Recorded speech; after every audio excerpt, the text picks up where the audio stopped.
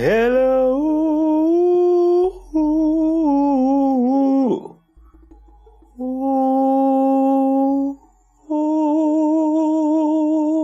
I don't know. Oh, I just love doing that sometimes. I don't know. It's just so much fun. What's going on, y'all? It's another motherfucking episode of The Rewind with your boy PJ. What is going on, y'all? You know, I ain't talked to you in a hot little minute, you know.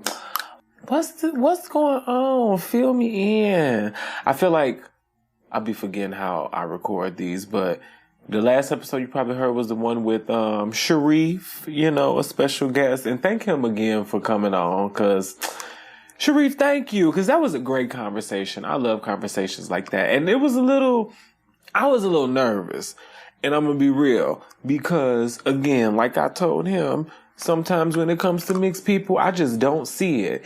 And it was great to express to someone who is, you know, said person or said group that I may not see it for, and to have him understand where I'm coming from, and then also like ask me questions and, you know, stuff like that. I think that really, I think what I got from that conversation was, you know, everybody's experience is different, but just don't try to discredit anybody else's because it wasn't yours. And that's for real, some real shit I'm trying to learn. Because I'll be just like, sometimes I'll be like, girl, I can't fuck with you because you ain't really about it. But it's just like, they don't have to be. They don't have to be. But then I'm also just learning on some real shit. And I don't think this is a bad thing for me personally. Yes, different people, different folks, different strokes. Not to say I like play with you, but like I got to learn, you can come with me here, you can come with me here, you can come with me there. You know what I'm saying? So I feel like that's that. You know what I'm saying? But yeah, that was a great conversation. I hope y'all really enjoy that. I was nervous too, because, you know, he is such a man who truly understands words and the power of words. So I just like, oh my God, I don't want to sound stupid. But, you know, sometimes, you know, you got to sound stupid because that's how you learn. Okay. But that was a great conversation. I enjoyed that a lot. I definitely want to have a few more guests on, you know, just to showcase the talents here in Chicago, the different voices. I'm really excited for my next guest I'm going to have on, but, you know, I ain't really going to say nothing. But yeah, I ain't been doing too much of nothing. It's still winter time in this motherfucking Chicago. But what they said, the woodchuck, what the fuck is it? You know what I'm talking about. The little rat, the woodchuck, what's that? Fuck! The groundhog. I could not get that shit out. They said the little groundhog did not, okay? I repeat, did not see its shadow. So that means spring is coming early. And cause the other day, I think it hit 60. I can't wait, cause I think this year, so I've always thought the seasonal depression thing was real. I think this year I truly understood it, but was able to like work through it. Whereas the other years I feel like I understood it, but was just like, well, here it come. Whereas now I'm like, okay, I think I'm figuring out how to navigate this, because that seasonal depression is real, y'all. And I think it's one of those things, if you living in a place like Chicago, it's just not going to go away. You just got to learn how to navigate. It's going to take a hot little minute, but you will learn. So yes, I'm so excited for that. But yeah, let's move on to the 5 fingers.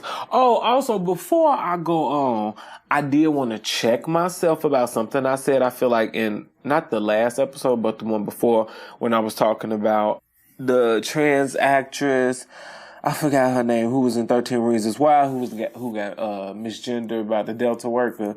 Because I was listening back to that, and it made it seem like I said, like, you know, white, trans people, your issues don't matter. That is not what I was implying at all. And if it did, I apologize for that, because I was listening to that and I was like, that could sound a little weird. You know what I'm saying? So I just wanted to, like, first and foremost say that. But I think what I was really just trying to get at was that I think what I was trying to get at was that, I understand that was really frustrating, but the person was trying to wrong their right. And then instead of you saying like, okay, like situation over, you wanted to just fight about it. And I honestly feel that sometimes white people who do belong to certain groups, whether it's like women or queer people, your fight is not always the same fight as the black and brown people in that same group. And that's just, it is what it is, because it's just harder to be black or brown in this country. So, in this world. So yeah, I just wanted to make that clear. Not that I was saying like your issues don't matter. So yes, I wanted to move on to the 5 finger section where, I like to slap a bitch. I had only one. And honestly, now that I think about it too, I feel like this could be a 2-in-1. So the first one, I hate to do this. Oh Lord. But that was just so dumb. The first one, I'm going to give it to this woman by the name of Nina Dennison. I'm sorry, baby. She was a principal of Washington Elementary in San Gabriel. She decided to have a unauthorized shooter drill where she went around using her finger as a gun. It was saying like bang to when she shot the students, and was saying like you're dead. And apparently she also as well, what did it say here? She also made the announcement that some of the kids had died, which wasn't true. And I'm just like, oh, lady, what's going on? And, I think she just got that job in the fall. And it's a black woman. That's why I was like, I had to get 5 fingers, but I'm just like, what the fuck is going on? Why would you do that? So, yeah, 5 fingers to you, Miss Dennison. That was crazy. The principal. That is what you thought to do, a drill. But then, you know what I started to think about? Yes, I'm going to give her 5 fingers, but I also just want to give 5 fingers to, I guess, the government in general, because at the end of the day, I feel like it's crazy that instead of fire drills, we now have to add active shooter drills to our list of drills to have. And I think it's crazy because that could be avoided by if y'all had some more regulation when it got to these damn guns, because everybody shouldn't just be able to pick up one like this. And also, if you train these police to do what they needed to do in these type of situations, because I remember there was a school shooting where the police should have went in when they was damn near chilling. Okay? I forgot which one that was, but I remember that's what made that one significant.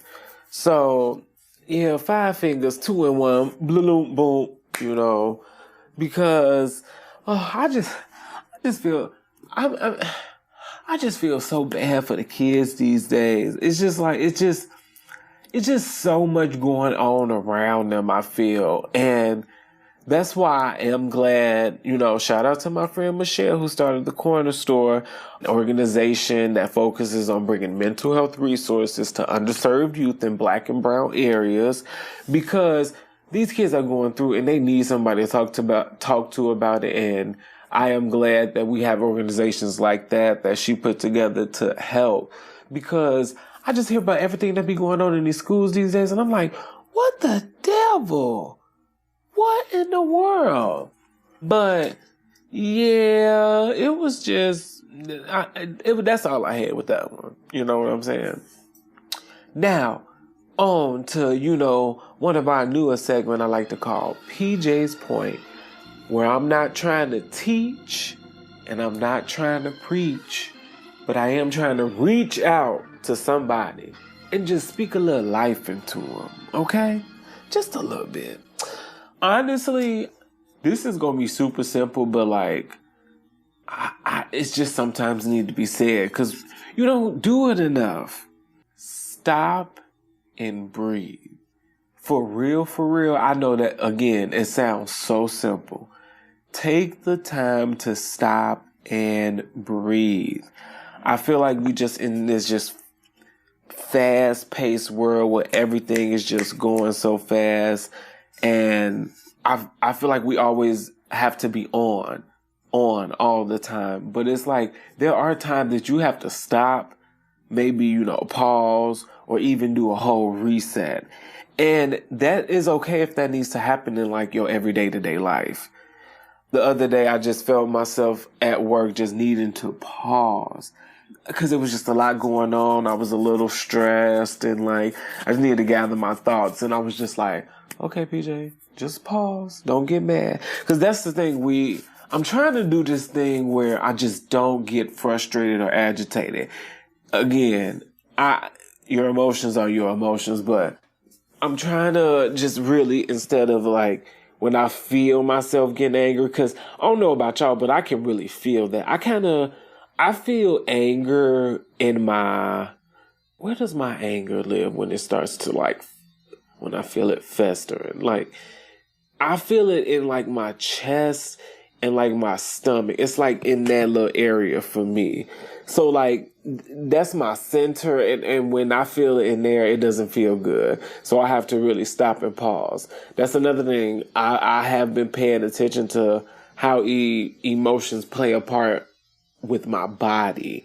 Because at the end of the day, like, when you go through certain emotions, you feel that within your body. And I'm starting to pay more attention to that. So I noticed that when I start to get a little frustrated, when I get a little mad, it definitely, starts to get something in my center. It feels tight. Like I'm getting ready to like do a quick movement or something. Like I want to say like pounce almost, but instead of letting that continuing to, develop I took a moment, drank some water, went to the bathroom, stopped, breathed, and just went back to it. And I was like, wow, how helpful was that? So I say all that to say, y'all, just stop and breathe sometimes. Take a swig of water, and honestly, on some real shit, if you got stuck, I cussed and I was about to say pray. Well, on some real stuff, if you need to go like somewhere and pray, meditate a little bit, say a little affirmation, do that too. But stop and breathe. Stop, especially for those of us that work those fast-paced lives. That work those fast-paced jobs and, do a lot within their lives. Stop and breathe, baby. You know what I'm saying? Because at the end of the day, you start to feel that stuff physically. And I feel like that also what creates injury and things like that, because you tense in all these places, which is just making your body just easy for injury. So stop and breathe. Take your time. Drink some water. Pop a mint in. You know what I'm saying? Chew some gum. Do that. All right. Now, I didn't put anything down for the homegoing section today. So, if you have a loved one or a family friend or somebody like that who's moved on in your life, sending you healing energy. Because again, death is a concept where like, it's like we all know. And like, of course, at a certain point you get used to it, but you still do not get used to it. I don't know. Or maybe I'm just not at the point where, don't get me to thinking, girl. Look, I'm like, or maybe I'm just not at that point where I'm accept. It's like, I know, like, no. Okay, stop. I just stressed myself out. Stop. Breathe. See? Okay. Just did it there. Wow. What a baddie.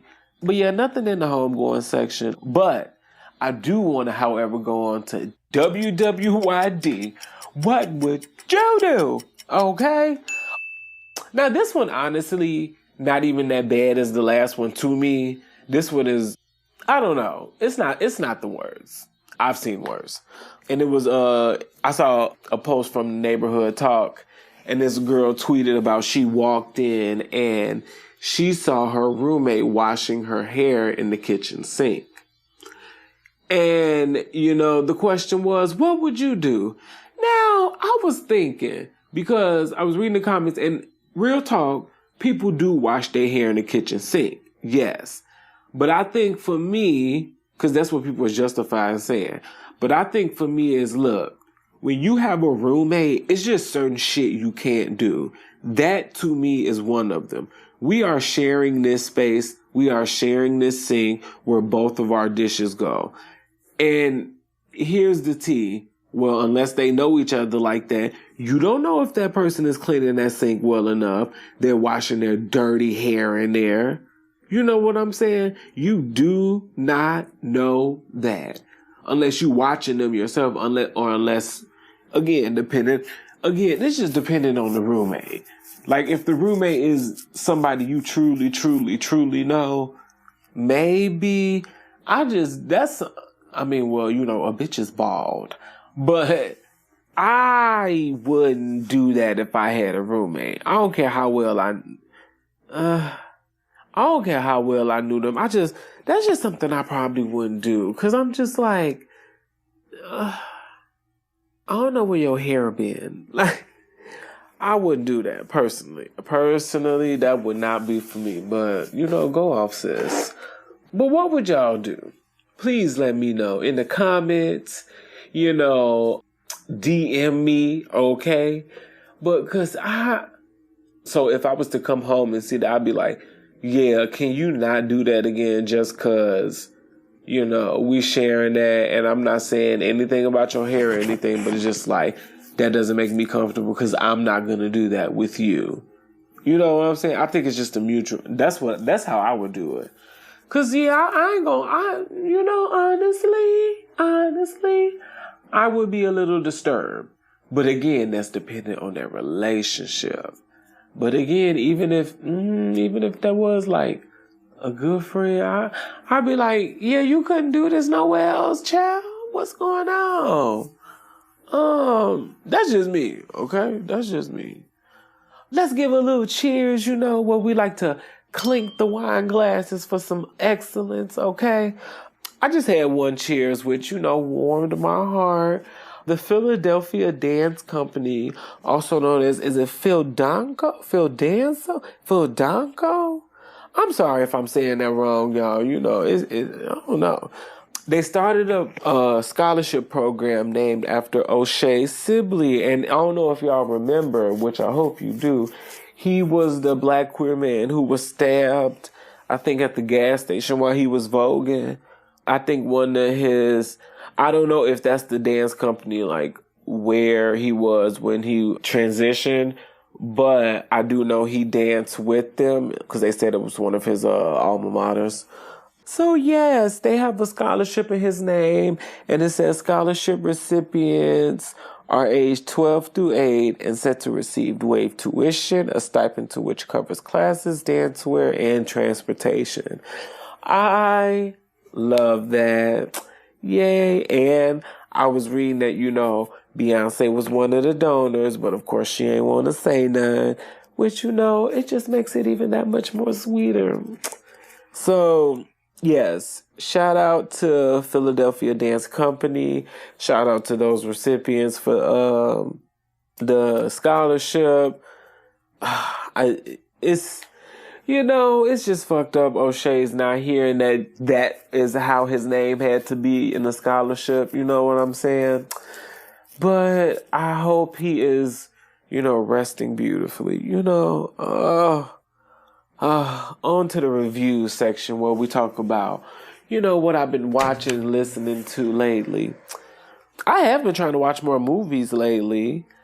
I watched 3 new movies, 3 things that I have been wanting to watch for a little minute. The first was Jurassic World. Okay. I'm sorry. I couldn't get into it because this was the one where I guess they acted as though the dinosaurs had feelings and there was going to be a volcano that erupted and killed all of them. And the goal was to bring them over, but of course that didn't go well or something like that.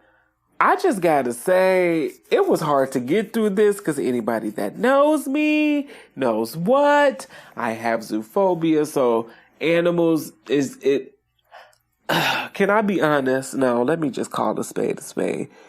I don't know what in me pissed me off knowing that people were having sympathy for dinosaurs. It's something about that pissed me off. And I don't know what it was. But to know that people was really crying over dinosaurs. As though like, oh my God, they need to live too. bitch, I don't need to live with the raptor, okay? Bitch, that is a carnivore. It eats me, you, your children, your mother, your father, your 5th grade teacher. What, why? And then the ending kind of pissed me off because, and I don't know if it's a spoiler, but girl, this movie been out for a minute. It's on Prime. I know a lot of y'all got Prime.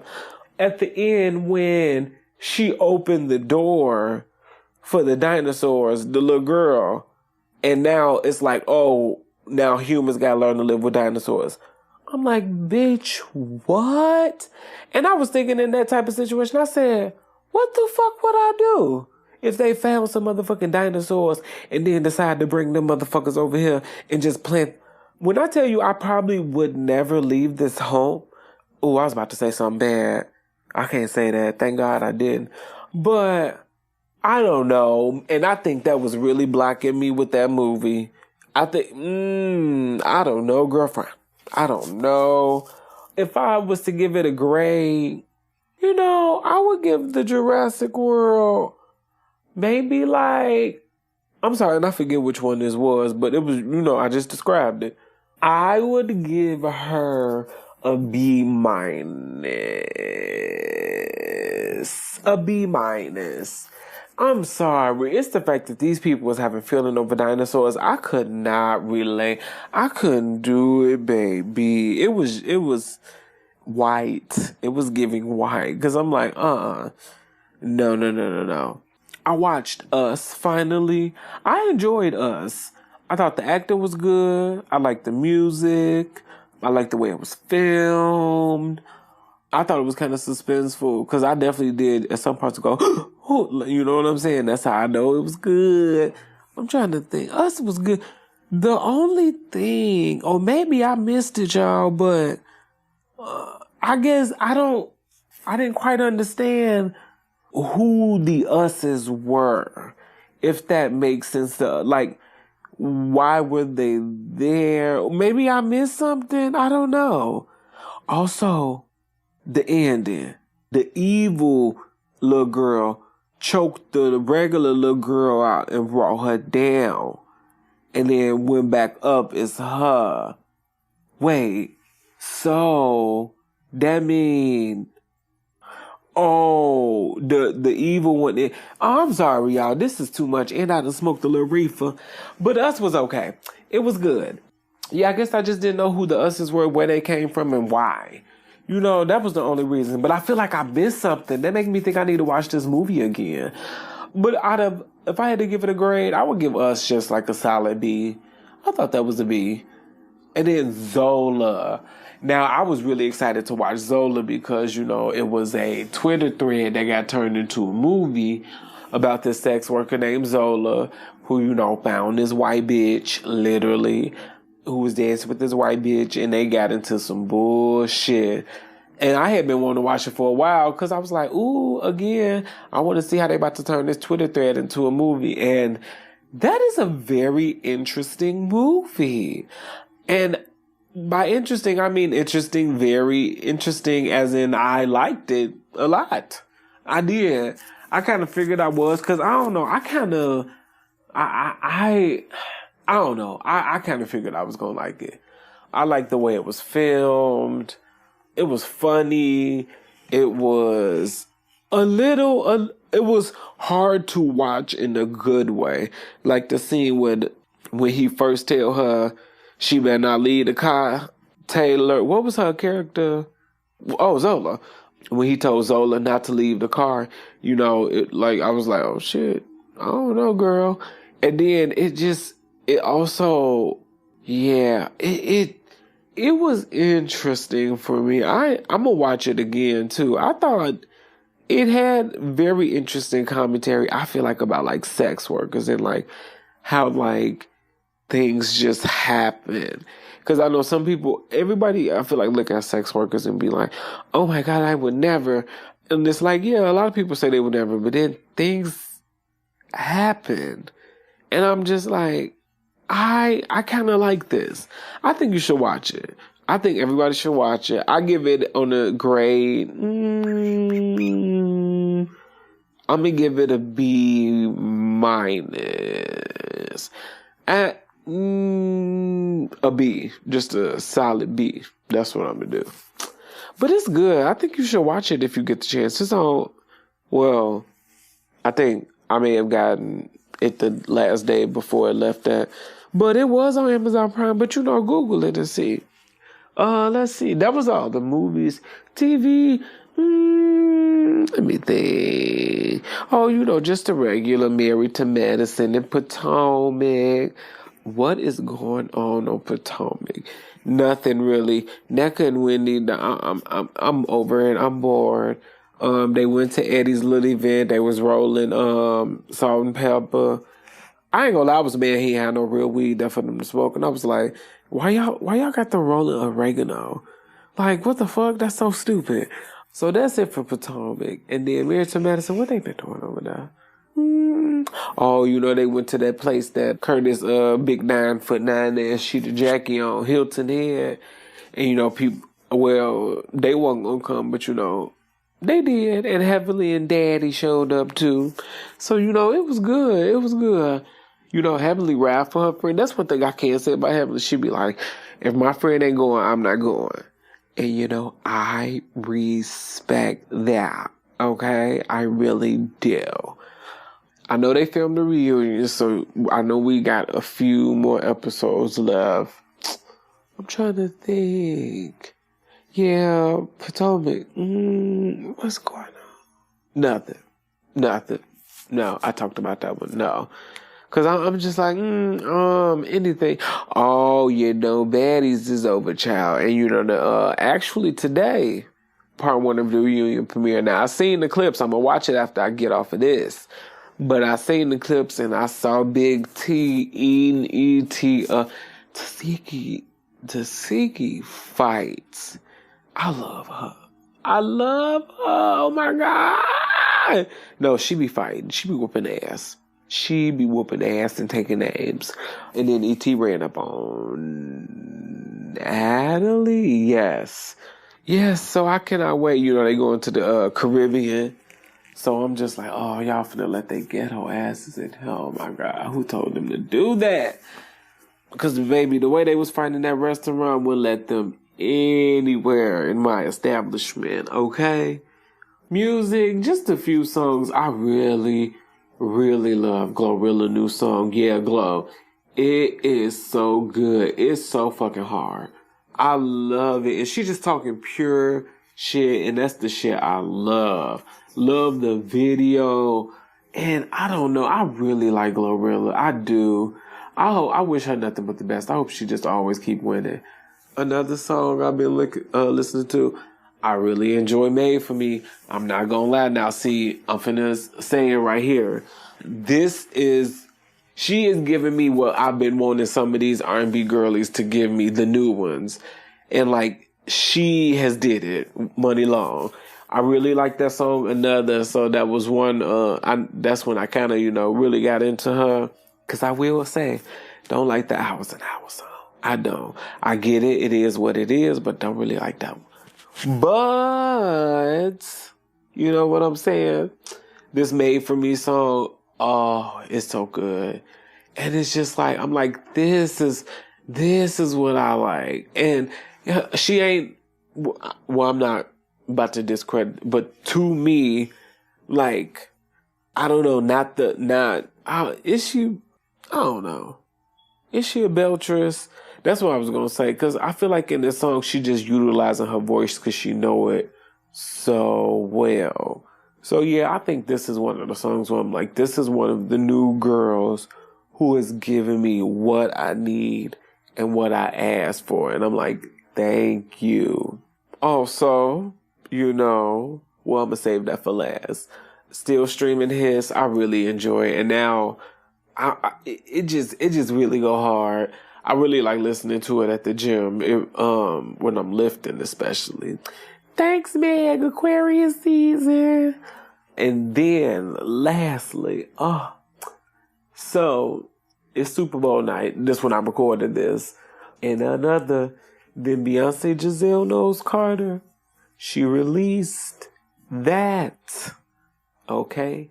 that, okay, that Act 2 will be released on March 29th.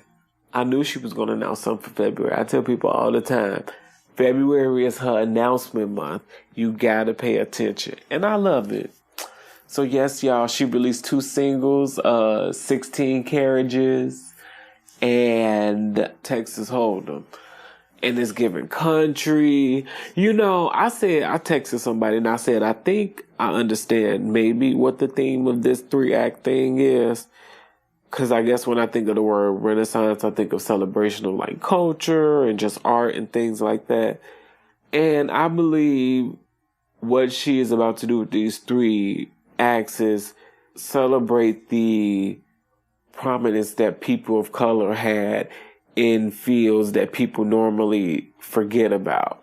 Because like, for instance, i.e. House. House is very white. What we know today, we know it's a DJ and But what people don't know is house, baby. Even the word house itself is different in a whole nother culture. You know what I'm saying? Like, cause at the end of the day, Vogue music is house music, juke music is house music. You know what I'm saying? So just giving, you know, honor to the sounds of that, especially those black voices. And then with this one, I'm wondering if she about to do a country route. Because, you know, I do know there are a lot of black voices in country, but I don't know of them, which honestly I would be excited to hear about because that would give me, you know, some research to do. Well, now that she done shit, even now that I feel like it's going to go that way now, I'm going to start doing research because I feel like that's what's going to happen, but I don't know. But it's coming. It's coming. It is coming. It's coming. I'm thinking about taking off that day, so... It's coming. It is coming. Yeah, that 16 Carriages song is good. Both songs, I ain't even gonna stunt. As a person who did not like Daddy's Lessons at first, I enjoy both of these songs. I do. I really do. Oh my God, thank you, Beyonce. I love you. Oh. Let's move on to pop culture, what I like to call WWW, worldwide. What the hell? Girl, what's going on? You know, where I like to talk about a few things that's going on, you know, in the pop culture world and the world, you know. James Chanel Wright filed charges against Krishan, y'all. I think he filed them on the 6th. Yeah. So I'm guessing Krishan did put her hands on him. I don't know, Krishan, what's going on? It's like we were rooting for you. You was getting together, but then you just started doing stupid shit again. You know, I'm sorry, Krishan. I'm sorry. Just for like all the just hurt in your life, baby, because that's all that is. That's all that is, sugar. That's all that motherfucking hurt. But we gonna see how that goes. Yo, they issued a travel warning to the Bahamas, and they said it's level 2, and that was on the 26th of January, okay? I'm going to read some of these advisory points they got here. They say, do not answer your door or at your hotel residence unless you know who it is. Do not physically resist any robbery attempt. Enroll in the Smart Traveler Enrollment Program to receive alerts and make it easier to locate you in an emergency. Follow the Department of State on Facebook, Twitter, Instagram. Review the country security report for the Bahamas. Prepare a contingency plan for emergency and medical situations. Yes, apparently there is a travel ban there. And is this some? No, this is a warning. But they were saying the U.S. Embassy is in Colombia warns Americans not to use dating apps after 8 people have died. And I'm just like, what is going on? What is going on over in these places? I said, yeah, if I go to any of these places, I'm just going to stay my ass in the hut or whatever. Shit. Not the hut. Oh, Lord. But I just hope if y'all going to the Bahamas, be careful, y'all. Okay? Travel in groups. This is why, yeah, I would never probably do a solo trip out of the country. I think I would need at least 2 to 3 people. Cause I'm like, I just out the country. I don't know. But yeah, if you go into those places, y'all, for real, be safe. I don't know what's going on.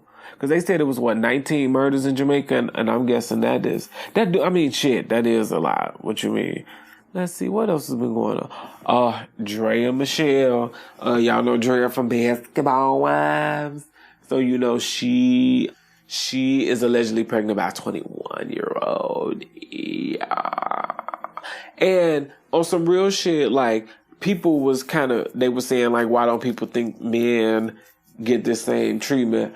I think they should. They definitely do not. Because everybody do not mind an older man dating a younger woman, but if it was turned, yeah.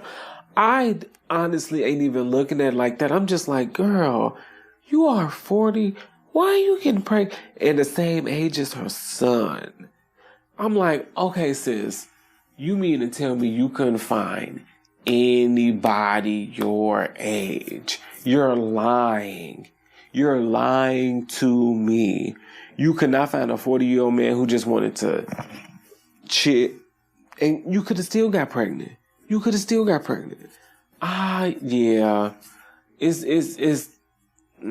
Dre, I'm so sorry, boo. At first I was gonna give Dre 5 fingers, but I'm not. I'm just like, what's going on, sweetie? But you know, no shade, but ain't this kind of been like, I don't keep up with Dre like that. I just know of her, but I feel like this is like low key on brand for her. But I'm just like, no, let's you not on Basketball Wives no more. Don't do that. But yeah, honestly, but I feel the same way either, like, no matter who it is. Older man, older woman, like, I don't care. I think that still is weird. I don't know. To me, anything, what's the age gap? 8+ just gives weird to me. I don't know why. 8+ just gives weird to me. Oh, that's just me. That is just me. Oh, Candy not coming back to the Real Housewives of Atlanta. Can I be honest? I'm genuinely gonna be sad because I don't care what none of y'all say. Candy gave some great television. She was very honest. I'm gonna miss just like the realness, just like that true Atlanta of Candy. You know what I'm saying? I'm gonna miss Candy. Dang. So I wonder what that, I mean, at the end of the day, like, what can you say? Nene ain't coming back. I don't think she come back, but they said Portia might be coming back. Give her money. Yeah, I would miss her. I hope this will. They need to hurry up with that though, because I'm ready to see Atlanta. Okay. I know they film in Salt Lake City right now without motherfucking Monica. Oh, I just feel like what Monica did was not that bad. Like, I don't know. Whatever. I'm grown. I say what I want. Let's see what. Jess Hilarious is a new breakfast. No, shout out to Jess because that is great. Who would have thought? And then I think I'm just thinking about Jess and how, like, some years ago I was watching her, doing This Is Just With the Mess and My News Is Real. Like, I'm just like, wow. It's impressive. It's kind of like inspirational almost. I'm like, okay, Jess, you fucking did that. You did that, and I can't even lie. So shout out to Jess. I done been watching a few of her interviews, and I'm not gonna lie, her energy to me is just a tad bit more favorable than I love Ye, but you know how sometimes Ye was very, he ain't say too much. Ye said just enough, but like, she wasn't really about to like be like, oh, okay, hold on, like, whereas Justin be like, wait, hold on, what is you talking about? Like, and I feel like that's necessary there, especially not just with them, but like with the guests as well. So, shout out to Jess, and I really hope that goes well. The Grammys happened. Victoria Monet came out with some awards, which I'm so happy for. She's another one that I am starting to fuck with a little more. Just because Doll Baby been doing this for the longest. I think it said what she said that Grammy was 15 years in the making. Honestly, kudos to you, Victoria, because at the end of the day, that is what I'm talking about. The being in this industry and really wanting to do it and not just trying to be one of these old popcorn assholes. You know, she really been working at it. And that's what, I'm sorry, that's what makes me just respect your artistry. And not trying to shade nobody, but like, when I know you putting in that work and when you not just doing things to sell, you know, like to get streams and sell, and, you know, when I know you're not really trying to create something good, I just don't see it for you. I don't see it for you. No. But shout out to her. I feel like, Usher going on tour. I'm gonna get my ticket. No, I'm going to see Usher. And he added 3 Chicago dates. Oh, I'm going. I love him. My favorite male R&B performer. I don't care what nobody say. Nobody. And I'll fight all y'all. I really will. That is my favorite. I think that's it, y'all. Well, you know, enjoy this little break, okay? Oh, hate to interrupt the show, but I have a few questions for you. Are you a new or small-owned business that's looking for advertisement space? Is the owner of said business black, brown, a woman, part of the LGBTQIA family, or a part of any underrepresented group? Do you love The Rewind and want to help your business and your favorite podcaster? If you answered yes to these questions, then this message is for you. The Rewind is looking for new businesses owned by underrepresented groups to collaborate with on advertisement. Just think, your ad could be read here by me, okay? If you are interested, send an email to therewindpjdj@gmail.com with advertisement opportunity in the subject line. Again, the email is therewindpjdj@gmail.com with advertisement opportunity in the subject line. I look forward to working with you. Hey boo, so I just have to ask. Every time I've been coming to your place to record, I've noticed you got this aroma vibe going on. What's the secret? Oh, you know, I've just been lighting a candle or two to set the mood for our new improvised studio. No, girl, that ain't just no damn Glade candle. What is that? I smell a little lavender, maybe a little citrus. It's just from one of my new favorite businesses called Candy Yogi. Candy Yogi is a new movement and platform that was created to find alternative ways of positive wellness. One way is through their aromatherapy line. The candles and wax are crafted with natural petals and healing crystals. The homemade candles from soy elevate your aromatherapy experience for any occasion. I recommend the Lazy Lavender Candle. The best part about all of this is that not only can you buy your own candles and wax, but you can also save 15% at checkout by using the code REWIND15. That will save you 15% off your entire order. Trust me, you and the space you light this in will thank you. Visit www.canayogi.co for more information on the business, ordering information, and candle care tips for you. Did we forget to mention this is not only a Black-owned business, but a Black-owned, woman-owned business? And a Chicago native, we gotta show support.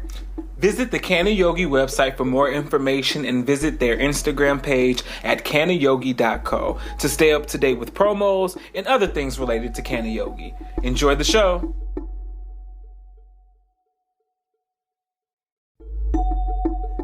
Hello, we are back, bitches.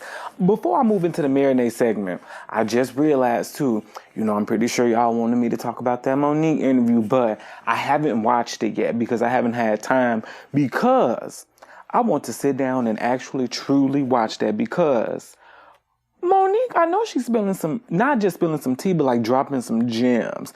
That's what, honestly, I'm gonna be real in terms of these look, how do I want to say this? I appreciate the Club Shay Shay interviews for the gems, but I'm just not here for all the kerfluffle around it, like the bullshit.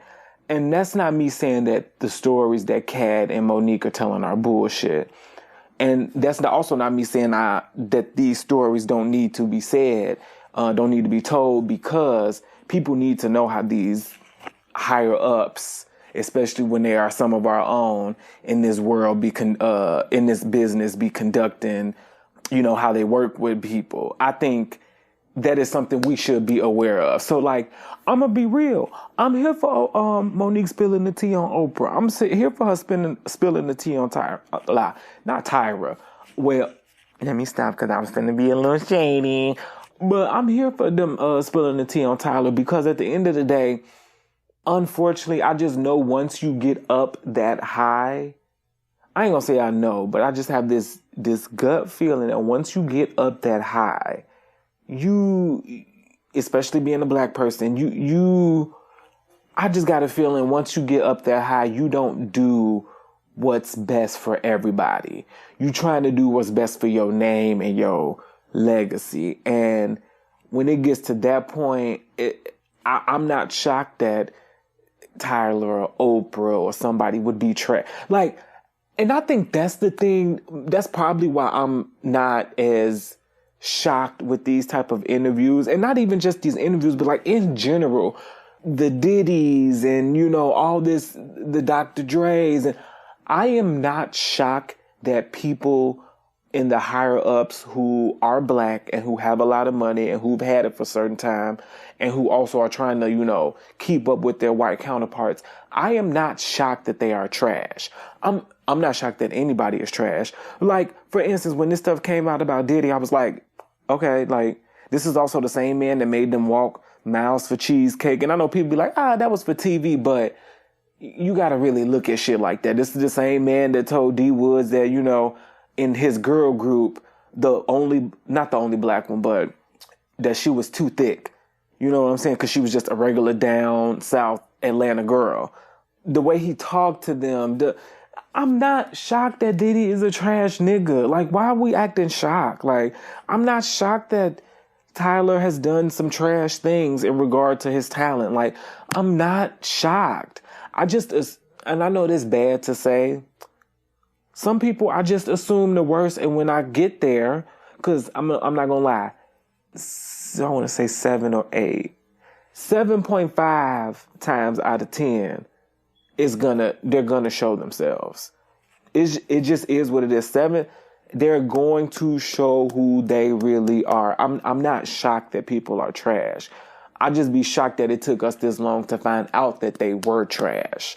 And that's what I mean by when I say those Club Shay Shay interviews. I don't care that you reveal, like, Cat Williams saying that Steve Harvey allegedly called and told them to take Bernie Mac's role out of the Oceans movie. I'm not shocked. Steve looked like the type of nigga that'll do something like that. I'm not shocked at that. I guess I be like, I don't want that to be the focus other than them gems that they were dropping. Because, like, one thing Cat was saying that I liked, he was talking about being a comedian. He was like, this is a craft. You have to learn how to do this. And I feel like a lot of people, they were so stuck on the, him talking about Steve Harvey and Cedric Entertainer of it all, but not about what he is actually saying about this craft. Because it is a craft that you have to learn and develop skill and trial and error. And he was talking about, like, how he studied it and stuff like that. That's what I'm interested in. In general, when it comes to interviews, I always say I want to know more about the individual and about what they are working on and how they go about working. Yes, if they've done stuff in the news recently or whatever, sure. But, like, if I'm interviewing an actor, I want to hear this actor talk about how he approaches a certain role rather than his latest scandal that was just on the news. Like, I don't care.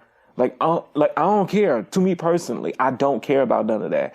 Even while I didn't finish Monique interview, I started a little bit of it, but I said I was gonna give it to y'all once I finished watching it. But, like, she was saying, because I think I got through the first 20 minutes because, I've been having to rewind and all that stuff.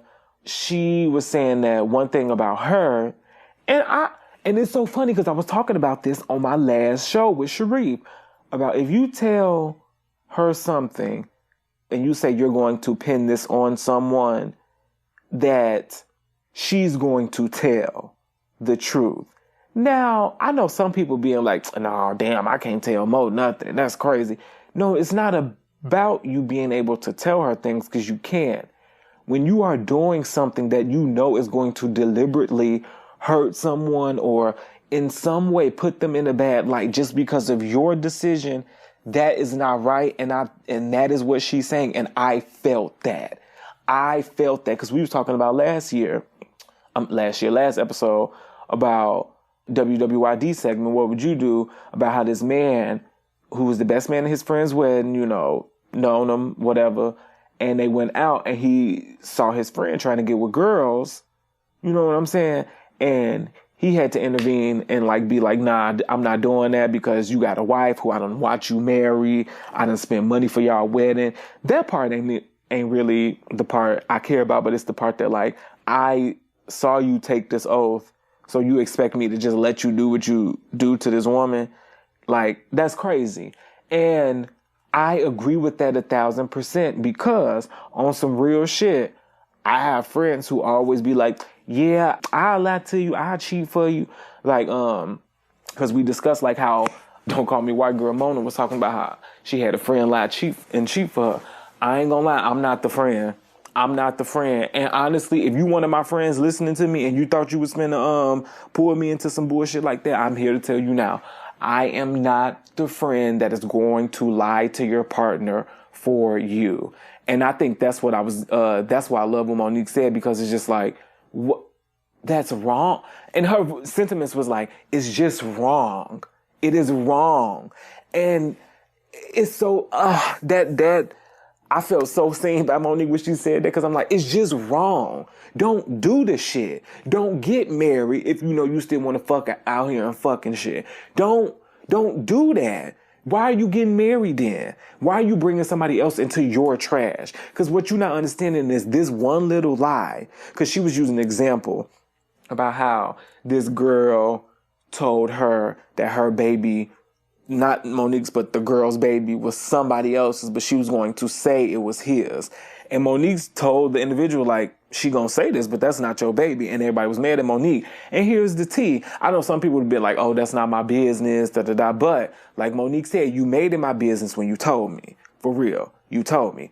Now, I know some people be like, well, I ain't gonna say nothing. But then, like when Monique was saying, this child has to grow up like that when the child really doesn't, when you could just be honest, and then that can be something. That's the thing. You lying and saying this baby's daddy and it's not, so he gonna find that out. And at the end of the day, who knows? He might find that out and not even care, but you not giving them a chance to really talk about certain things, because at the end of the day, they're gonna want to find out who their real father is. And granted, this is a very specific situation, but I felt what Miss Mo was saying during that time. And I think in general, that is just how I feel about people. That is why I don't like a lot of people. That's why I don't like being around people. People really just be doing shitty shit, and I don't like that. I don't like people that just like to finesse all the time. I don't like people that's always trying to get over on people. I don't like people that, that cause chaos like that and then be like, well, I was just trying to. No, you should have just went about. There is a wrong way and there is a right way to do certain things. And y'all know y'all be going the wrong way. Instead of telling a child this is their father when they know it is not, maybe you should tell them hey, this is your father figure who is stepping in, and we can talk about what that means. And again, don't get me started, because now then we talk about children. Then how I feel like children are just, so misunderstood, especially black children. But I say all that to say is, I fuck with what Monique was saying there. Just do the right fucking thing. Just do the right fucking thing. That's all she really saying. Fuck. But I am going to finish watching that. I'm going to take note and I'm going to come back, because even then I was already enjoying it. But let's move on to the marinate section where we like to dive a little deeper into a little topic, baby. And this topic I wanted to talk about, and I'm not gonna be long today. I'm not me sounding like a pastor. I won't be long with you today. But I just wanted to touch on Black trauma. I was specifically gonna do films, but like honestly, like Black trauma media and like how that plays a part like in our community and what that means. So I wanted to start it on specifically talking about Black films because, you know, that's where you see it most of the time. Black trauma films are, first of all, let me stop by saying Black trauma films are that's not a category in the film category. Films that depict the Black experience that have, you know, traumatic details, traumatic imagery, that is what puts it in the Black trauma film. So, you know, you got your 12 Years a Slave, you got your Django, most recently Till, which I was reading articles about. I'm trying to think, what are some, the Roots, Amistad, the movies that show the Black experience and that don't shy away from the harshness of it. And I wanted to talk about it because recently I was reading an article and it was talking about, are these films necessary? And I had to stop and think because at first I was like, no. But then after reading some articles, I was like, oh no.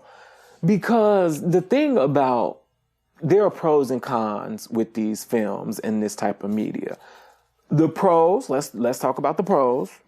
The pros are that one, the story is getting told, point blank period. That's my biggest thing. The fact that a story that probably would have just been swept under the water, swept under the bridge, was not getting told. And now it is, and now people they can see it, they have access to it, so now they can know what's going on. Love that. Number two, it does give Black people the chance to perform primarily in more dramatic roles because 10 times out of 10, when you do these type of films, it's going to be dramatic because, baby, you know, racism isn't fun, okay? It's not fun. So there's that. And then pros, is that my only pro? They're my only two pros, honestly.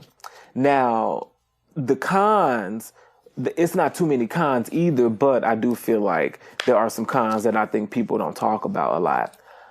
The number one con for me is just having to keep reliving things like this. And I think I'm at that point where I'm just a tad tired.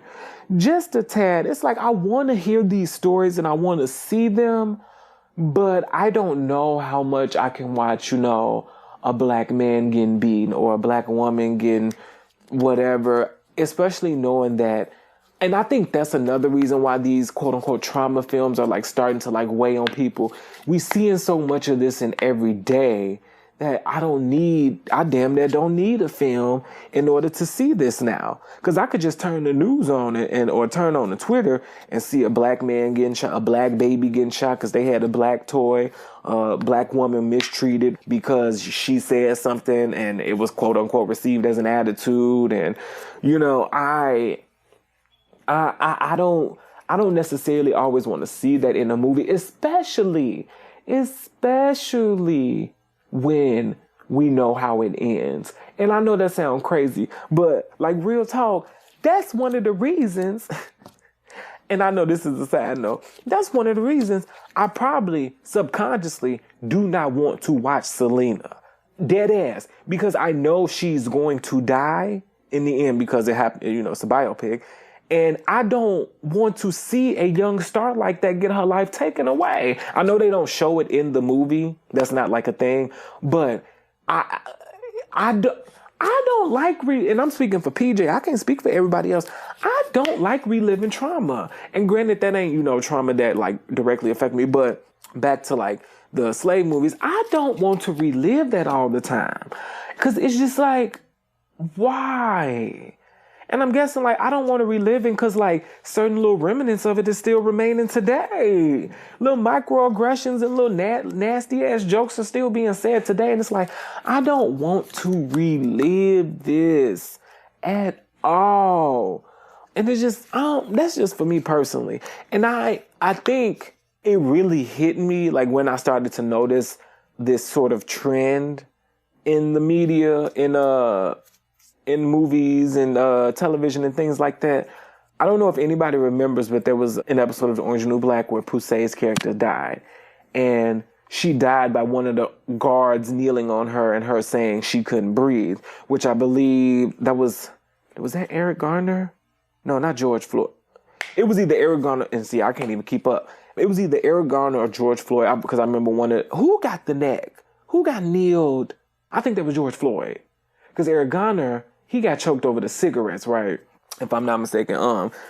But yeah, they did that, and, that's how Pusey's character died. And I was like, at first, I was like, oh, I see what y'all did there, But then I was like, I didn't need to see that again, especially with a white man kneeling on a black woman. And then the way they did it too on Orange is the New Black was like they made it to where the boy who did it was like a newer guard and he ain't know no better and he was going through because he killed somebody and they wanted you. I feel like they may have addressed this on the show because I feel like Tasty may have like cussed his ass out or maybe. Damn, that make me want to watch Orange is the New Black now. But how they did Orange is the New Black really pissed me off because it's like, so you want me to have sympathy for this boy who didn't know what he was doing when all he had to do was take his leg off somebody?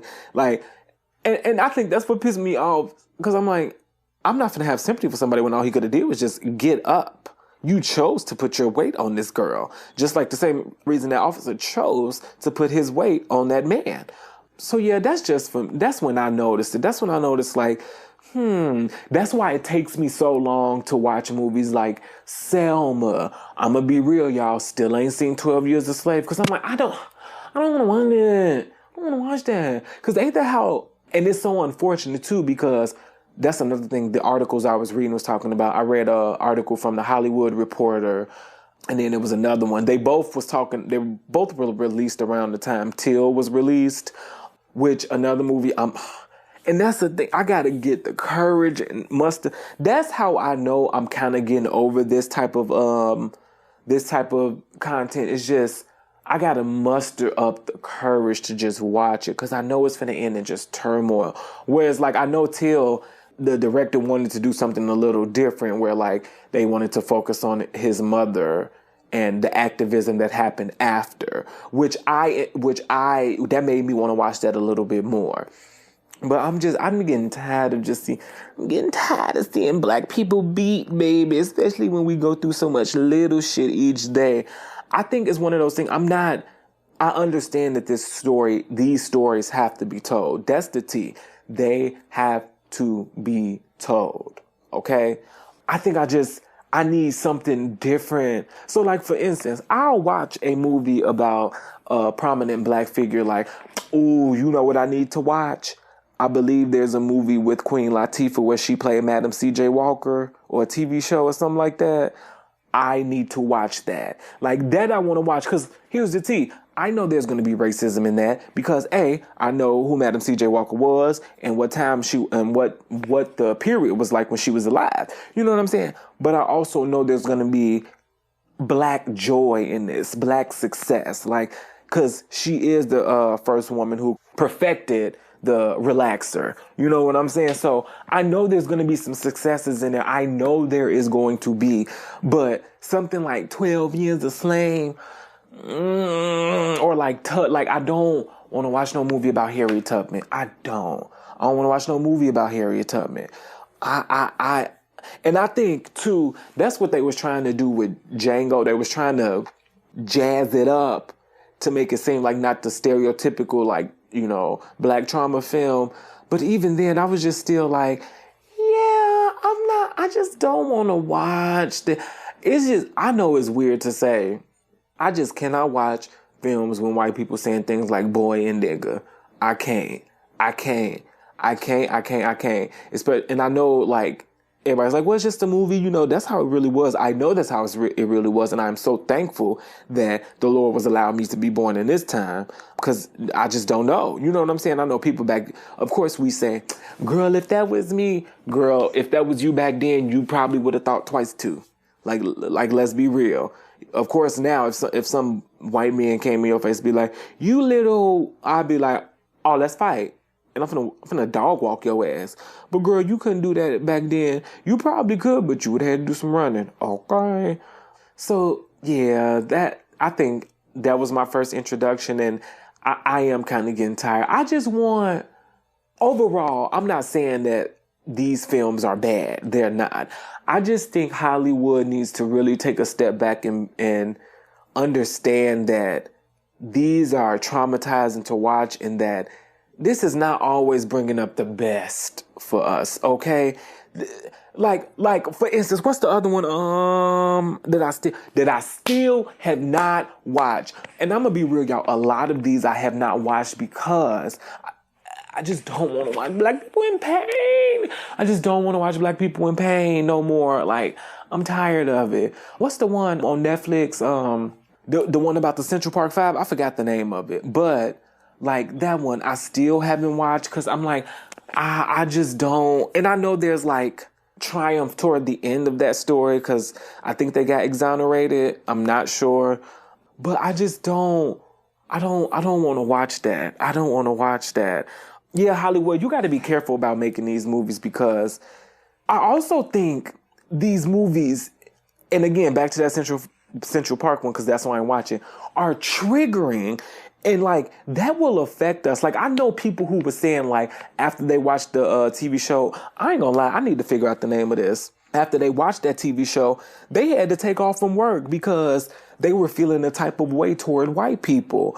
And I don't think a lot of people, honestly, if you're not a person of color, again, I can't speak for other ones, but there is something, hold on, I'm trying to look up the name of this, When They See Us. That's the name of it. When They See Us. Because I'm like, I know the name of it. That is why when we watch these movies, we got to kind of take a break, okay? Because I know people, again, they was watching this and they was like, girl, I couldn't go to work the next day because I was mad at white people. And I know people going to be like, well, that's an unreasonable response to have. No, first of all, whoever, are you listening? If that's what you think, fuck you. Fuck you. Because at the end of the day, when you see that and then you have to come into a place and kind of witness that, but not in the same dosage, no. It makes you feel a way about white people. It does. That's why I cannot watch some of these, especially working at a place, working with white people in certain spaces. I'll be like, and I'm not watching it because I'm sparing them. I'm watching it because I'm like, I have not gotten to the level where like I can just watch something like that and be around y'all. And I know white people will probably be like, it's not that deep. It's a movie. But baby, it's life. It's not. Art imitates life, okay? It is imitating what has happened to people that look like me. So, Hollywood, be careful just popping these movies out like that, because I wouldn't be shocked if one of these movies, started a riot or something like that, because it makes you mad. Like, it really does. It makes you fucking mad. That's why I have not watched When They See Us, because I know, and that one gonna piss me off too, because it's one thing when it happens to, adults. The fact that some of the worst racist events happen to children, it makes my stomach churn. That's why watching that, if I get the chance, that's why I'm like, I don't even know if I'm gonna watch that Till movie, because to know that he was just a young boy and like to just get beat like that, like I can't, like over something that the bitch who died, what was that, last year or the year before? And I don't care about calling her a bitch, because the bitch lied, okay? And she said she lied and they ain't do nothing about it. And that's the thing. And that's another thing. So you created this movie and you telling us all this, and like in real life, the bitch who did it got off and had no kind of repercussions for it. So like, that's another thing about these movies. It's like, they don't have happy endings. They don't. They might have endings that make you think, or make you think like temporary happiness, but they don't have happy endings. And it's just like, why do we recreate these stories that we know didn't end well, and we are still suffering for it today? I don't know. I just don't like it. And the unfortunate part is that these movies are all the ones that receive awards at all these at all these award ceremonies. They receive all these awards. And again, it makes you think about Hollywood and be like, why are y'all so obsessed with black pain? People, I'm finna get down to it. People are obsessed with black pain. They are, whether it's through movies, and another one I just thought about, whether it's through hip hop. Cause that's why, on some real shit, when white people are obsessed with hip hop, who know nothing about that life, nothing, ain't lived that life, ain't lived in the neighborhood, like, who know nothing, who obsessed with music about, the struggle. I'm always like, why are you obsessed with black pain? What is it about black pain that it almost entices people? And like, as a person who is black and has experienced pain, I'd be like, y'all don't want this life. Meaning, don't get me wrong, I love being black, and baby, black joy is better than any other type of joy. Okay, and that's not me to contend, other minorities, y'all ain't got no good joy like us, but our joy is different because we have to find pockets of it, we have to create it. You know what I'm saying? We have to force it upon each other.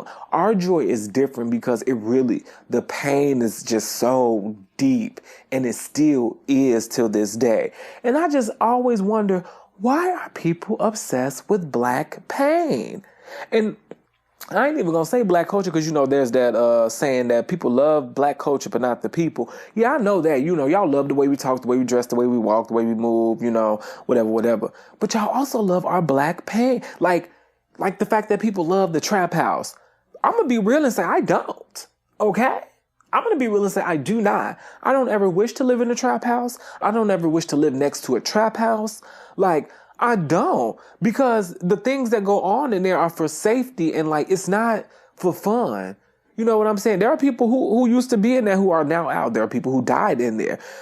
It's not fun, but like, people love the trap house. They love it. They want to be in the trap. They want to be in the trenches. And it's like, be careful what you wish for, because that's not cool. So my question to Hollywood is, why do y'all like black pain so much? Because here's the thing. You be making all these dramatic ass white movies, and theirs definitely don't be as painful as ours. And you give them awards.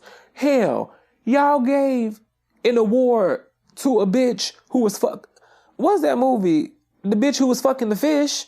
And let me stop talking shit because I ain't see how dramatic that was. But like, y'all gave an award to that, and it's like, I don't get it. Like, why you can't just find another why Black Panther couldn't win Best Picture? You know what I'm saying? Like, so yeah, I'm just not understanding Hollywood's obsession with like black pain and things of that nature.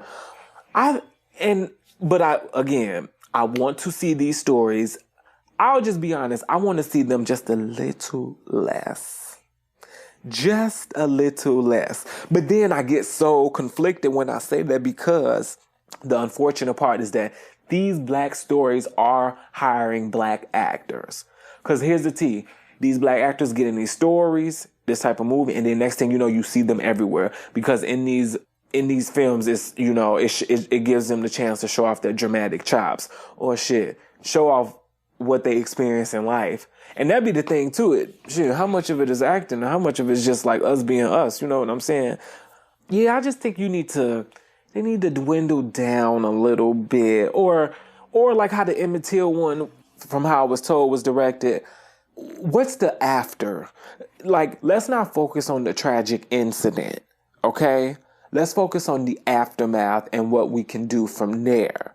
Because, I don't know, but I said I was going to make it my mission this year to watch. I said I was going to try to watch more of these films just because, again, it's important to know the story. And I want to see more about how they are being directed and what story they are trying to tell. Because if you are directing these films with the point to like alleviate white guilt or something like that, when you do it in that light, I can't really fuck with it. And I feel like that's what I feel like Orange is the New Black was doing with that character when he killed Poussey. And I was just like, no, I don't like this. Yeah, I want to see how they being directed. And of course, I'll be watching because, again, new talent. That's how, because Lupita was doing stuff, but I think Lupita's big break was 12 Years a Slave, which is super unfortunate. Not super unfortunate, but like, I hate that it was 12 Years a Slave. And I ain't gonna lie, I still have not watched that because I don't want to I don't want to watch Black Slave. I don't want to watch slavery anymore. I don't want to watch slavery anymore. And then my thing is, I don't understand how the fuck y'all keep making these movies, but then white people want to do, oh, slavery was just such a long time ago. But yet, you love Django and you love Jamie Foxx. Why you can't understand that, parts of that are still happening today? What's going on? Make it make sense, sis. You can't because you're stupid. I would like to see more of, honestly, okay, I want to see more, and I hope I'm explaining this right, more, of course I want to see media and projects about the Black experience, because I'm Black, bitch. Like, I mean, you know what I'm saying? Like, I'm not finna sit here and say I don't want to see the Black experience. I do. And I want to see it in different sectors, whereas this, I want to see Black holiday films. I want to see Black queer films. I want to see all of that, okay? But I don't need to see it with such a, I don't know, just prehistoric tone to it. And what I mean by that is I don't need to go back to Jim Crow to understand that slavery is still today. To understand that there are little things from slavery that live in society today, or little things from the Jim Crow era that are still living today. I don't need to see that to understand that. You got shit called a Crown Act, which is, I believe, trying to stop people from wearing and I'm going to say Black people, from wearing afros and things like locks and braids in the office. I understand that is where that is coming from, because there's no reason why my lawyer can't wear an afro, or there's no reason why a doctor can't have locks. Like, what the fuck is that? So there's that. Like, I don't need to see that, but I would like to see it intertwined in today's bullshit. And a prime example I'm going to give is Insecure. I loved Insecure because, well, it was talking to my age group. You know what I'm saying? Late 20s, early 30s. Also, it still spoke on Black issues, but it wasn't as gut-punching as something like 12 Years a Slave, Django, Selma. It wasn't like that. It tackled it in a very honest and, modern way. Like, for instance, I always think about Issa and working with all those people and at the We Got Y'all, and how a lot of them weren't even there for the right reasons. They was just there because white people get bored, and all of a sudden when they go to college, they want to be social workers and they want to put back, even though they always been taken. Oh, I'm sorry. I just went in on some white people. I'm sorry, y'all. Portia, I'm sorry. I didn't mean to do that, okay? But, yeah, like, I like that. I like that, and showing, like, how her being a Black woman in this setting, how frustrating it was, because no one was, listening to the Black woman who lives in this neighborhood and who looks like these kids and who can go in and talk to these kids.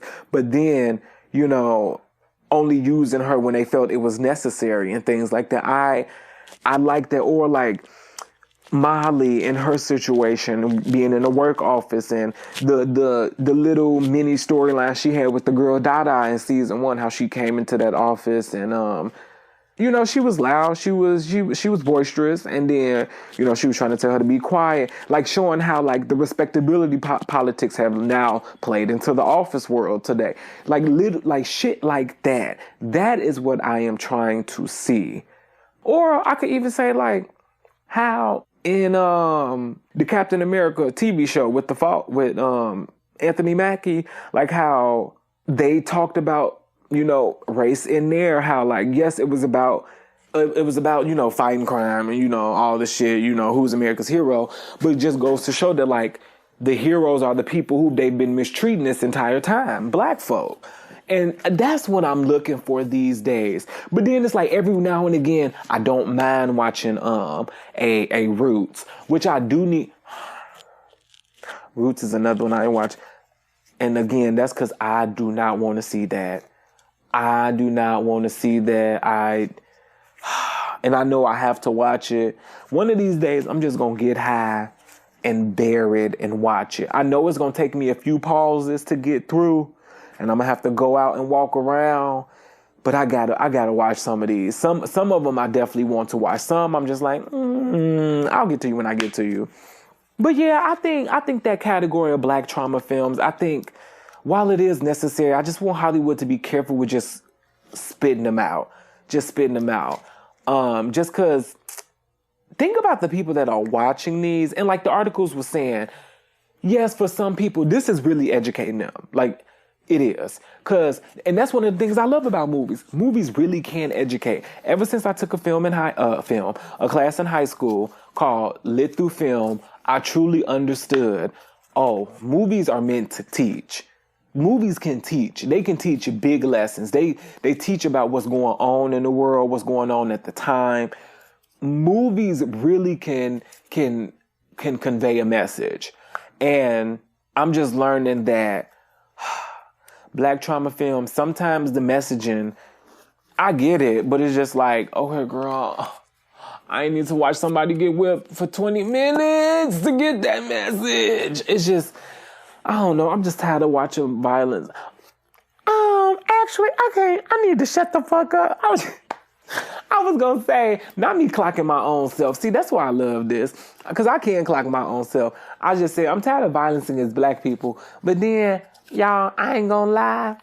I watched that Baddies reunion. And I'm going to talk more about that next week. But, I really ain't got no teeth to talk. But, side note.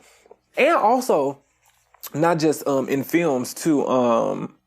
I've noticed it too in like TV shows as well. Cause like I said, not Instagram, but like they got this show called The Underground, which I know people love, that was canceled. There have been other TV shows I feel. When They See Us, yes. They have some more right now on Hulu too. Hulu just did one called Kindred. And then there's one called on Amazon called Them. And they, portraying the Black experience and things like that. And, the traditional way. And I'm just like, I'm going to get to, like, I need more Get Outs. Okay? That's what I need, more Get Out. Whereas, like, that was clearly about race, but it was funny. And then also it was, it was a horror film. Like, I think I'm just losing the need to see the slave narrative. And like going back to Jim Crow and, I think I'm losing the need, cause I get it. I get it. Also, I can read them. Yes. I'm gonna be real. I would rather read about it or listen to a podcast about it than see it. It's just something about I don't want to see it all the time because it just makes me it makes me sad because to know that like, sorry, it just makes me sad to know like, damn, this country really don't fuck with me. This country really don't fuck with me. You can get all the Obamas and you can get all the Oprahs or whatever, but y'all don't fuck with me. And that makes me sad, especially know how much me and my people give to this motherfucking world. You know what I'm saying? Just Blackness in general. And again, it just makes me angry. And I do not, for real, I do not be trying to be angry watching movies. Because I'm a person that when I watch media, movies, television, it affects me. That's how I know I'm a true artist. It affects me, like, to the point where, like, there's been TV shows I have to, like, pause and be like, okay, let me come back. Because that character choice just pissed me off. And because it'll probably be something that's, like, reflecting, like, what's going on in real life or something. But, like, I get affected. And, like, it makes me sad for the rest of the day. Oh, my God. And I'm just like, I don't want it. But I do think they're necessary. I do, And again, film teaches people. It does. Film teaches people. And I'm grateful for it because film has taught me a lot of things. And for some people, unfortunately, some people need to see it like this in order for them to truly understand history. Pisses me off is the fact that, like, I don't understand why you can't just believe what I tell you. Neither here nor there, okay? Neither here nor there. They are necessary. They provide the black talent. It's giving, those black filmmakers, black writers the chance to, be awarded for their great work. I just wish it wasn't just so, it just gives like almost fetish vibes when it comes to black trauma films and media and stuff like that. Cause even me, and it's something specifically about film. Cause I'm thinking, I definitely feel like there is a category for this in like music as well, where like people write about the black experience and think, well, shit, that's what rap is, the black experience. But like, of course you got, I think of songs like For Women, you know what I'm saying? And how, I don't know, I'm able to digest that and listen to that. It's something just about seeing this trauma on TV that just gives my gut just the worst feeling. It does. It's something about seeing it. And if I'm going to see it, I guess now I'm just at the point where like, I need you to either, if we going back there to give me something different, or if we putting it right now to really like make it work and make it match. That's just for me. But we need them. I think they are necessary. I really do. I know sometimes they get on our nerves, y'all, but just bear it. You know what I'm saying? One thing I did want to end on, though, with this, when I was searching up articles to read and reference from, the article I read, too, it was called The Double-Edged Sword of Telling Black History in Film. That's one I read. And the other, I'm trying to find the other one for you just so y'all could know. By Evan Nicole Brown. Yes! Evan Nicole. And she's a black woman. You better do it. Who's writing for the Hollywood Reporter? I was trying to find out who wrote this article. So yes, Evan Nicole Brown's article in the Hollywood Reporter. That's a good one to reference. Another article I was reading was, I'm sorry, y'all. Give me just a few minutes. Give me just a few. It was from Time Magazine. The title was Till and the Act of Witnessing Black Trauma on Screen in 2022. So read that, y'all. Read that. I think, I read those. I think those will make you be like, well, I love these films. I do understand what they're saying. Because I was one of those ones, I'm like, yeah, make all the slave movies. Yeah, make these. Because that's another thing I do like about these movies. That's another thing I do like. It makes white people uncomfortable. Because here's the tea. I guess it just depends on how you process it. Because me, personally, like, I don't need to always watch it. I can listen or read about the black experience or, I'm black. You know what I'm saying? Like, but I'm talking about past experience. Whereas white people, they either read it and understand or they see it and understand. And most of the times they got to see it. Because even like some in this article was saying, this country is just a visual country. They need to see things. I mean, that's literally what she did until. That's why she wanted his casket open. I want y'all to see what racism is doing to not only just, the black community, but to these black kids. Okay?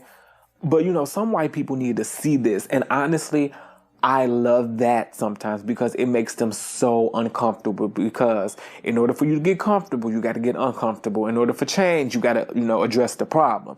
And I love that some of these movies make white people like shook. Now, I know some of them watch it and they be like, the white guilt start kicking in and they try to do the most. Baby, don't do the most. Just watch it. Feel that feel. Don't do the most, but use your privilege to do the most, okay? I don't want you doing the most. Use your privilege, okay? Think about that, okay? But yeah, I just know some white people need to watch this, need to watch the shit in order to like truly understand it. Well, I'm just like, oh, okay, girl. But me personally, give me a good, like, what was that podcast I was listening to? I think it's the 1619 Project or the 1719. Let me look that up because I actually want to, y'all definitely should listen to that. Is it 1719? Yeah, the 1619 Project. Yes, if you haven't, go listen to that. They just talk about, the time 1619, that year when the first slave, that's right? When the first slave set foot in America, child, along, I forgot what coast, not coast, but I forgot along what shore or whatever that was, but it talks about like they first steps from getting off that boat to there, and then like just the impact since then. And I can listen to that and get what I need from it. I don't need to see it. You know what I'm saying? Where some people got to see it. And honestly, when you see it, you better see it. And when you see it here, you better learn how to see it everywhere. Okay? But yeah, Black trauma films, they're necessary. Hard to watch, necessary. Watch them every once in a blue moon. But if you want one of those people who can take and stomach that and like that, cool. That's just it for me. I just be like, oh, so much pain. But again, I would like to see more stories and they are. I think more stories are developing that, can tell our experience, but less, whip, chain. You feel me?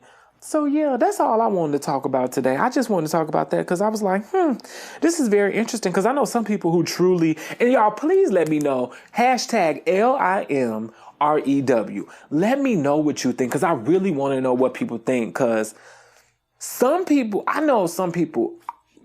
know a lot of people who do not like them, but I know a few who will sit down and watch these movies. I do, and who truly enjoy them. I'm not one of them. So I just want to know what you're thinking, okay?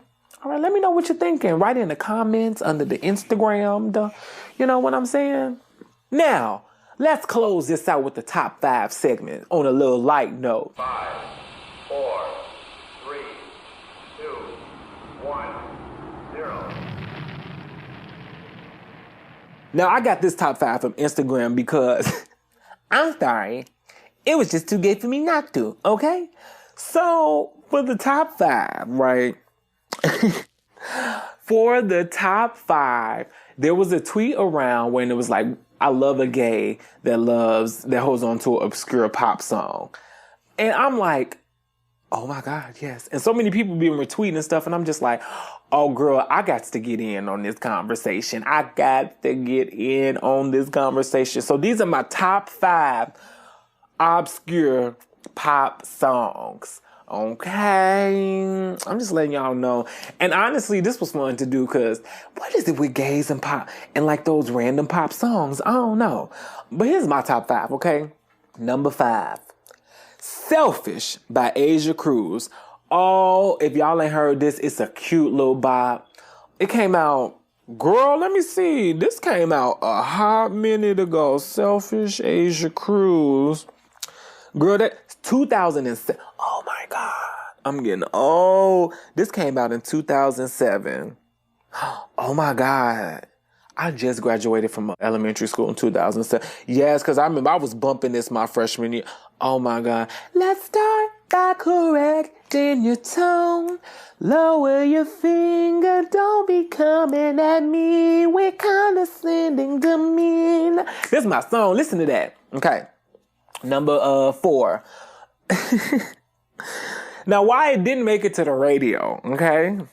If you are queer and black and watch Top Model, you know this damn song. Can't figure out why y'all said it's over. The club is back and about to flow over. And the ratio's good enough for us. Now, if you don't know, that was the lyrics to a song titled Shake Your Body by none other than Tyra Banks. Baby, I don't care. That's my number 4. Tyra Banks, Shake Your Body. I don't care what y'all say. Yeah, that song didn't go nowhere and it didn't do nothing. But that's my motherfucking song. Honestly, if Tyra released that now, that shit would be hot. Because the gays love that song. That was on season 2 of Top Model. She had filmed a music video and she taught them bitches that choreography and baby. And she made the music video. Go watch it on YouTube, y'all. The thing was, the song wasn't that bad. I think it was just like, Tyra, singing, cut it. I think people was just like, this is not, but I don't know. But that's my song. Shake your body, body. Move my body, body, she my body, body, move my body, body. Once I get started, it's over. I can't control ya, I show ya. That's a good song. Number 3, a fantastic pop song. I had to hit my pillow for that. A fantastic pop song. Gotta Tell You by motherfucking Samantha Mumba. I believe she might be a UK girl. I remember falling in love with this video. I don't know why, don't know how. But it's a video. She got on this pink top and some jeans, and she just walking through the city, singing, dancing. One of my favorite videos. I just was like, oh, gay PJ, little gay PJ. Love this song. Don't wanna love you if you don't love me. Don't wanna need you when you won't need me to. Don't wanna tell you this now, but it wouldn't be right if I didn't tell you this tonight. It's a great song. It's a little cute little bop. It is a great pop song. And I know she had an album. I know she was in a movie too. Yeah, that's a good little song. Number 2, Baby Doll by Girlicious. Need that spin stack, drop it like a Cadillac. Lean back, ring on my finger, yeah. And what I need ain't gotta be material. Wait, what's that part? Are you man enough to give me what I want? To shine it up and jump off, whoa.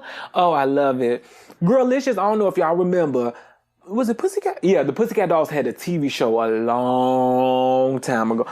And it was called, what was the name of the show though? For the next girl, I don't know what it was. But the Pussycat Dolls were searching for the next girl group, and they formed Girlicious. Now, Girlicious only lasted maybe a few years, because they kicked Tiffany out, you know, the black one, which makes sense. She said it was racist claims. I believe her. But they had this song, and they said, they had a whole album, honestly. But the only songs I truly remembered was this one and Everything She Do Is Like Me, from her head to her feet like me. It's a good-ass song. Number 1, one of my favorites. Homie, you a sidekick, yep. Get down on the floor, let me see it do the sidekick. Spin the bottle, work them hips, It was a great song. I remember, when did Natasha Sidekick come out? Natasha Sidekick. That song came out in 2009. Wow. It's just, time. I remember, I don't know if y'all used to watch, but like when you used to get ready in the morning, MTV and VH1 used to play music videos in the morning. Baby, that's how I discovered a lot of my pop bops. That's how I knew. I was like, I think my music choice is a little questionable. Because that's when I first saw the Don't You video. That's when I first saw, what's that? I feel lips moving, but I don't hear nothing. Everybody talking like they really. That's when I first saw that video. That's when I first saw the Girlicious video. That's when I first saw the These Words by Natasha Bedingfield video. They used to play these videos in the morning and it used to be crazy. Wow. Damn, they really don't do videos like they use. Videos, wow. But never mind. But Natasha Sidekick, it is just the ultimate little pop bop. It got a little dance to it too. You know, Google Sidekick by Natasha. That's my number 1.